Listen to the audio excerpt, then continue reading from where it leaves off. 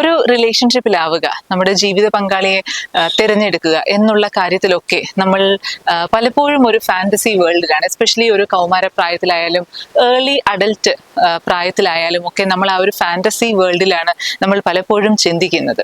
അപ്പോൾ ഈ ഒരു അൺറിയലിസ്റ്റിക് ആയിട്ടുള്ള എക്സ്പെക്ടേഷൻസ് പലപ്പോഴും ഇൻഫ്ലുവൻസ്ഡ് ബൈ മെനി ഫാക്ടേഴ്സ്. അത് നമ്മൾ സിനിമകൾ കാണുന്നതായിരിക്കാം, സീരിയലുകളിലായിരിക്കാം, TV ഷോകളുടെ ആയിരിക്കാം, അല്ലെങ്കിൽ കഥകളിലും ഒക്കെ പറഞ്ഞു കേട്ടിട്ടുള്ളത് വെച്ചിട്ടായിരിക്കാം, അല്ലെങ്കിൽ നമ്മുടെ ഫ്രണ്ട്സ് ആയിട്ട് പറഞ്ഞിട്ടുള്ള കാര്യങ്ങളായിരിക്കാം. അങ്ങനെ പല ഫാക്ടേഴ്സ് ഇതിനെ ഇൻഫ്ലുവൻസ് ചെയ്യാറുണ്ട്. പക്ഷെ ഇങ്ങനത്തെ അൺറിയലിസ്റ്റിക് ആയിട്ടുള്ള എക്സ്പെക്ടേഷൻസ് വെച്ച് പുലർത്തുകയാണ് എന്നുണ്ടെങ്കിൽ നമ്മൾക്ക് കിട്ടുന്ന ജീവിത പങ്കാളി അത്ര പോരാ എന്നുള്ളൊരു തോന്നൽ വരാനുള്ള സാധ്യതയുണ്ട്. ഇതല്ലായിരുന്നു എനിക്ക് വേണ്ടത്, അല്ലെങ്കിൽ കുറച്ചും കൂടെ ഒക്കെ ഇമ്പ്രൂവ് ചെയ്യാനുണ്ട് എന്നൊക്കെയുള്ളൊരു ഒരു ചിന്തകളൊക്കെ നമ്മളിലേക്ക് വരാനും നമ്മുടെ ദാമ്പത്യ ജീവിതത്തിലെ ബുദ്ധിമുട്ടുകൾ ഉണ്ടാവാനുമുള്ളൊരു സാധ്യതയുണ്ട്.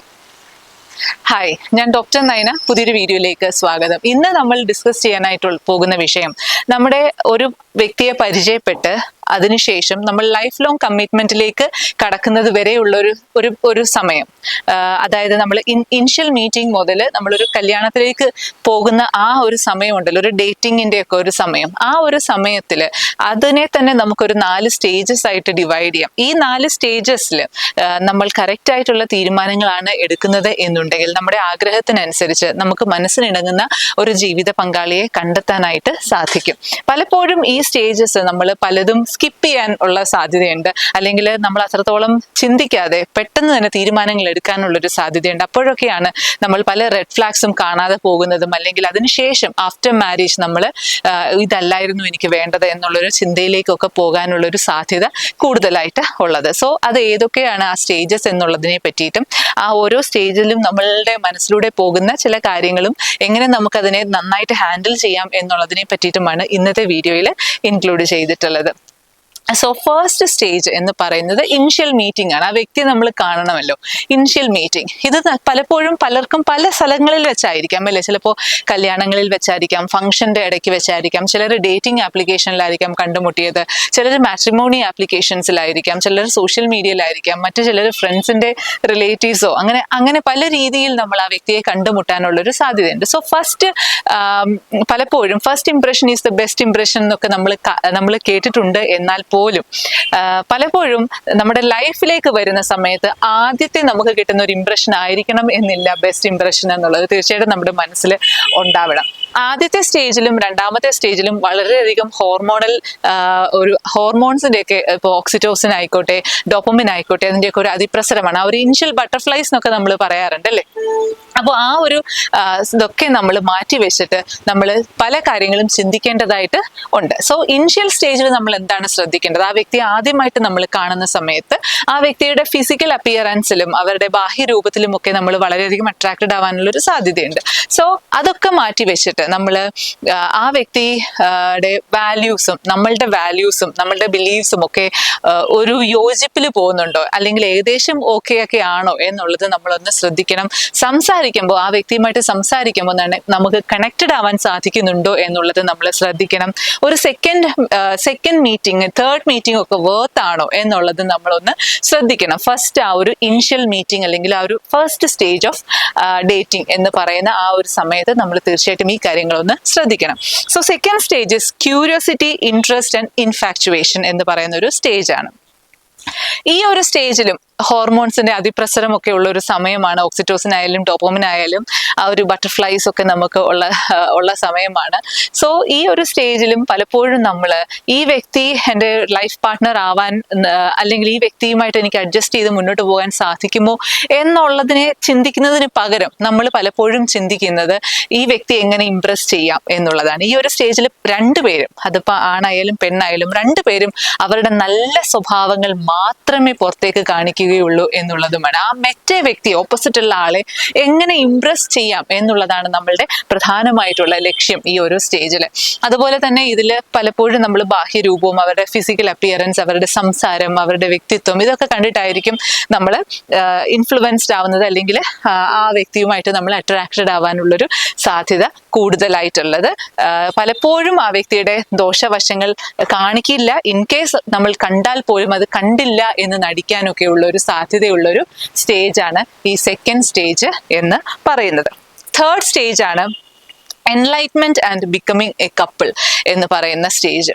അപ്പോൾ ഈ ഒരു സ്റ്റേജിലാണ് നമ്മുടെ ആ ഒരു ഹോർമോൺസ് ഒക്കെ ഒന്ന് കാം ഡൗൺ ആയതിനു ശേഷം നമുക്ക് ഈ വ്യക്തി എനിക്ക് ഓക്കെ ആണോ, എനിക്ക് അനുയോജ്യമായ ഒരു പാർട്ട്ണർ ആണോ ഈ വ്യക്തി എന്നുള്ളത് നമുക്ക് മനസ്സിലാക്കാൻ സാധിക്കുന്നതും ഈ വ്യക്തിയുമായിട്ട് ഒരു ലൈഫ് ലോങ് റിലേഷൻഷിപ്പിൽ എനിക്ക് ഏർപ്പെടാനായിട്ട് സാധിക്കുമോ എന്നുള്ളതൊക്കെ നമ്മളൊന്ന് ആലോചിച്ച് കണ്ട് മനസ്സിലാക്കി ഒരു തീരുമാനം എടുക്കേണ്ടത്. പലരും ഈ ഒരു സ്റ്റേജ് അങ്ങ് സ്കിപ്പ് ചെയ്യുകയോ അല്ലെങ്കിൽ വളരെ ഫാസ്റ്റ് ആയിട്ടുള്ള തീരുമാനങ്ങൾ എടുക്കുകയോ ചെയ്യുന്നതായിട്ട് കാണാറുണ്ട്. അങ്ങനെ ചെയ്യാതിരിക്കാനായിട്ട് ശ്രമിക്കുക. ഈ ഒരു സ്റ്റേജ് വളരെ ഫാസ്റ്റ് ആയിട്ട് എടുക്കേണ്ട ഒരു തീരുമാനമല്ല എന്നുള്ളത് നമ്മൾ തീർച്ചയായിട്ടും മനസ്സിലാക്കുക. ഈ ഒരു സ്റ്റേജിൽ ആ വ്യക്തിയുടെ പോസിറ്റീവ്സും നെഗറ്റീവ്സും ഒക്കെ നമുക്ക് തിരിച്ചറിയാനായിട്ട് സാധിക്കും. നമ്മൾ ആ വ്യക്തിയുമായിട്ട് കുറേം കൂടെ കൂടുതൽ ഇടപഴകാനായിട്ട് സാധിക്കും. ആ വ്യക്തിയുടെ പോസിറ്റീവ്സും നെഗറ്റീവ്സും ഒക്കെ മനസ്സിലാക്കി ഈ വ്യക്തിയുമായിട്ട് എനിക്ക് മുന്നോട്ട് പോകാനായിട്ട് സാധിക്കുമോ എന്നുള്ളത് തീർച്ചയായിട്ടും നമ്മൾ മനസ്സിരുത്തി ആലോചിച്ച് കണ്ട് ഒരു തീരുമാനം എടുക്കാനായിട്ട് ശ്രമിക്കുക. ഫോർത്ത് സ്റ്റേജ് ആണ് കമ്മിറ്റ്മെന്റ് ഓർ എൻഗേജ്മെന്റ് എന്ന് പറയുന്ന ഫോർത്ത് സ്റ്റേജ്. ഈ ഒരു സ്റ്റേജിൽ കുറെ കൂടി നമ്മൾ ഉള്ളു തുറന്ന് ഓപ്പൺ ആയിട്ടുള്ള സംസാരം വളരെ പ്രധാനമായിട്ടുള്ള ഒരു കാര്യമാണ്. നമ്മളുടെ ജീവിതം എങ്ങനെയാണ് മുന്നോട്ട് പോകേണ്ടത്, നമ്മൾ എവിടെയാണ് സെറ്റിൽ ആവേണ്ടത്, നമുക്ക് എത്ര കുട്ടികളാണ്, നമ്മുടെ ലൈഫ് സ്റ്റൈൽ എങ്ങനെയായിരിക്കണം, നമ്മൾ എന്തൊക്കെ ജോലിയായിരിക്കും ചെയ്യുന്നത്, അല്ലെ എങ്ങനെയാണ് നമ്മൾ മുന്നോട്ട് പോകുന്നത്, അങ്ങനെയുള്ള പല പല പല കാര്യങ്ങളെ പറ്റി, നമ്മുടെ ലൈഫ് മുന്നോട്ട് പോകുന്നത് എങ്ങനെ എന്നുള്ള പല പല കാര്യങ്ങളെ പറ്റിയിട്ടുള്ള ഒരു ധാരണ നമ്മൾ ഈ ഒരു സ്റ്റേജിൽ ഉണ്ടാക്കിയെടുക്കേണ്ടത് വളരെ അത്യാവശ്യമാണ്. ഈ ഒരു സ്റ്റേജിൽ അങ്ങനത്തെ ഒരു ധാരണയൊക്കെ ഉണ്ടായതിനു ശേഷം മാത്രമേ നമ്മളൊരു കല്യാണത്തിലേക്ക് പോകാനായിട്ട് ശ്രമിക്കാവൂ. കല്യാണം ഒക്കെ കഴിഞ്ഞ് കുറേ കാലങ്ങൾക്ക് ശേഷം എനിക്കിതായിരുന്നു വേണ്ടത്, എനിക്കതായിരുന്നു വേണ്ടത് എന്ന് പറയാതിരിക്കാനായിട്ട് തീർച്ചയായിട്ടും ഓരോരുത്തരും ശ്രമിക്കണം.